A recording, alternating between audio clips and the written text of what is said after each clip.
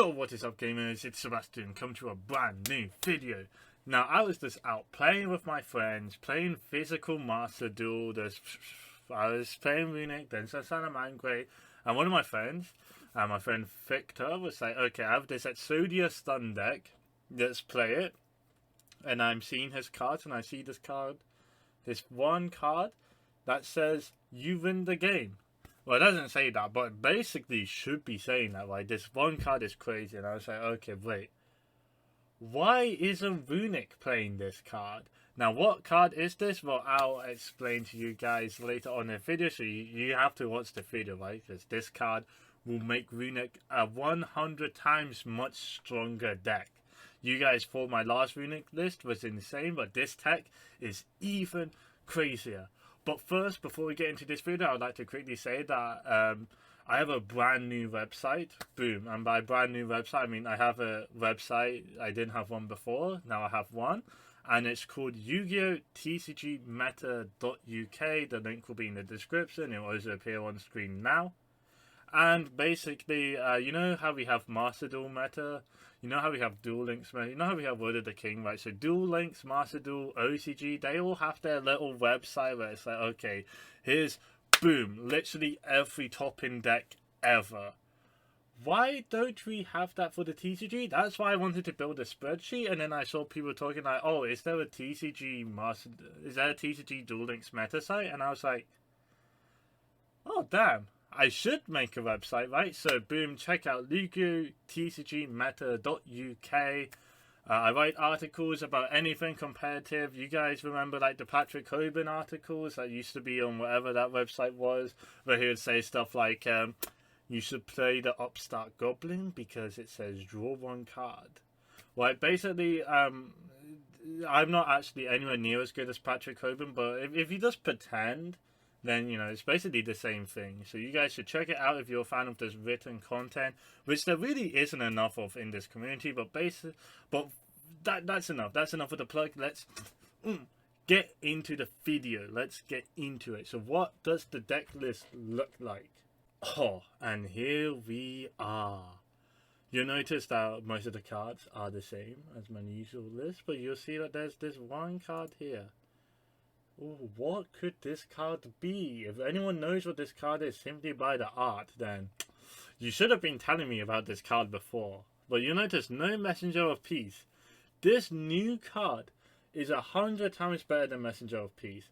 Why? Because the issue of Messenger of Peace is that small monsters like Fluunderies, little birds, can just attack you anyway. So it forces you to moon in situations you might not want to moon in.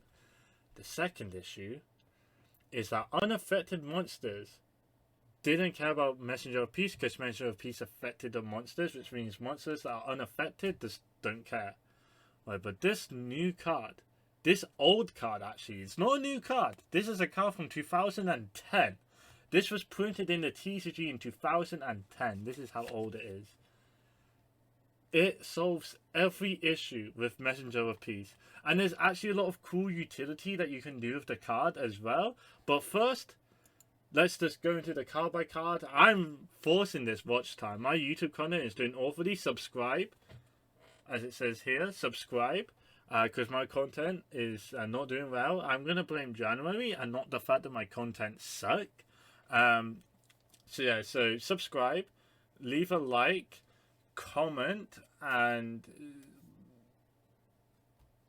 ring the notification bell.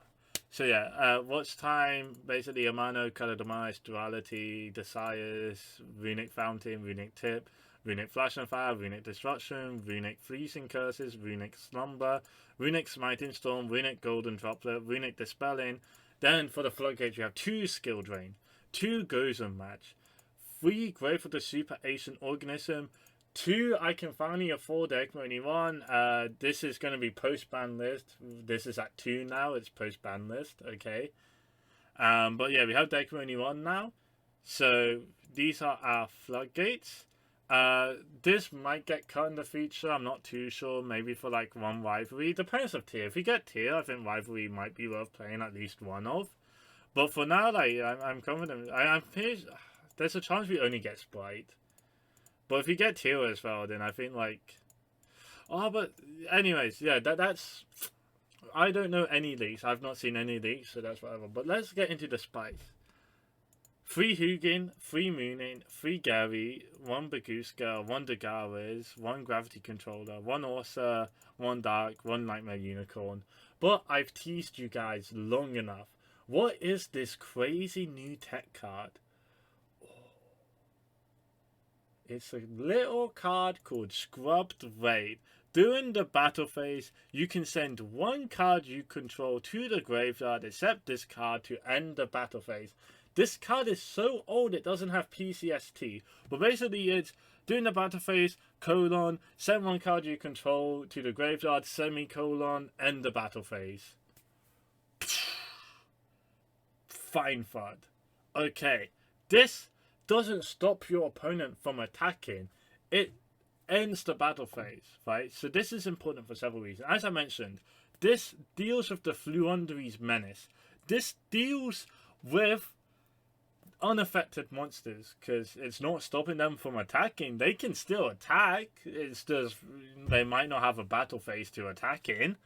And also, only the turn player gets to use. Only the person that controls this card gets to use that effect. Which means that let's say you're in a situation where you want to use your mana to beat over your opponent's monster.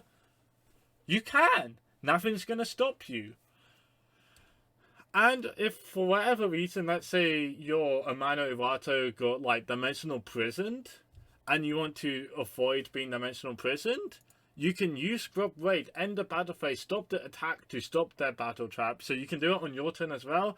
Also, the fact that it can send any card. You ever have a situation where you have like this card is set, but it does nothing to your opponent, but you had to set it because of card of demise? Well, now you can just send it to the grave. It doesn't matter. Do you have a monster in your EMC that you don't want anymore? Just send it to the grave. It's so good. And not only that, I have some gameplay to show you guys. So let's get into the games. And so here we have the first game. We will be going first. And with open deck, only 1. Grave. Flash and Fire tip. We're just going to fire off tip. Go for Fountain. We're not going to be bad. We're not going to suck at the game, right? We're going to set our Flash and Fire. So many people will make Hugin there. Why? Flash and Fire is a good interaction. Keeping it is better than this, oh, well, you know, maybe I get to draw a Floodgate. Like, so many people make Hugin there, and then having Hugin out early leads to so many easy losses. But whatever, it doesn't matter. Right, we draw a card of demise, we're going to card of demise, our Warrior Rare card of demise, we're going to summon our mana, we're going to pop Desires, we're going to draw into your grave, you have Destruction, boom, down we're going to Slumber that, banish, we've banished so many cards off them, we're going to draw a Fountain, and then we draw Scrubbed Raid. And you see that situation when we have like so many cards, right, that we don't want? Right, and we have to clog up our back row, but Scrub Raid can deal with that. Right. Scrub Raid is going to be able to deal with this. Also, Tire gets around Grave of the Super Asian Organism, except not because we just end the battle phase. It's that easy. And then from here out, we've won the game. It's literally impossible for us to lose. Notice here, literally what I was saying. Measure of Peace, this would not be possible. If we had Measure of Peace, we would not be able to attack over the Tire here, but because it's Scrub Raid instead, boom, we can kill this Tire. Then he does that, right? Destroy that attacking monster. So we change Scrubbed Raid, end the battle phase. Well, actually, first we change the spell into Special Summon, and then we can change Scrubbed Raid to send our spell. So we're not losing advantage here, because these cards are all good to keep versus Sword Soul. So we just use our spell from hand, change Scrub Raid to send that spell, right, before it just goes to the graveyard anyways. And then, because we're not in the battle phase anymore, our monster doesn't die. We get to keep a mana.